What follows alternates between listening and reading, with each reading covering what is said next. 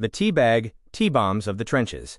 The tea bag was adapted during World War I, with handmade gauze tea bags sent to the front, which soldiers affectionately called T-bombs. Becoming popular among soldiers, commercial production began in the US and Germany during the 1920s, with gauze bags eventually replaced by perforated paper.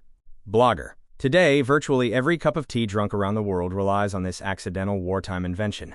Plastic surgery and facial reconstruction. In light of the enormous number of facial wounds and disfigurements suffered by World War I soldiers, doctors developed entirely new procedures for eye, ear, nose, and jaw reconstruction.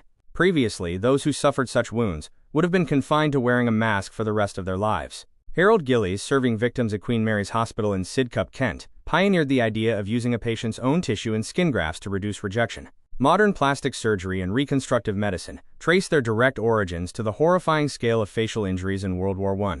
Drones. The unmanned aircraft. It's hard to imagine drones in the skies just 15 years after the Wright brothers' first flight at Kitty Hawk.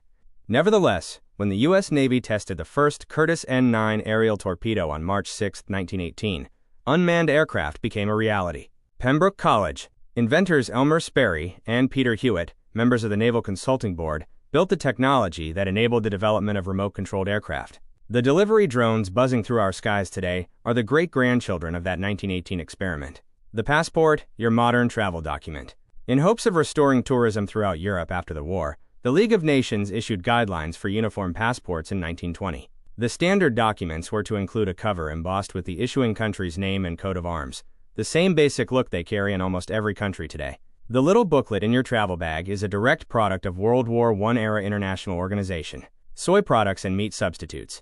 Konrad Adenauer, mayor of Cologne and later chancellor of post-World War II Germany, invented a vegetarian sausage made from soy, flour, corn, barley, and ground rice during the war, known as Kölner Wurst, or Cologne sausage. It was one of many substitutes invented by Germans amid severe food shortages caused by British naval blockades. Such meat substitutes are now a multi-billion-dollar industry worldwide.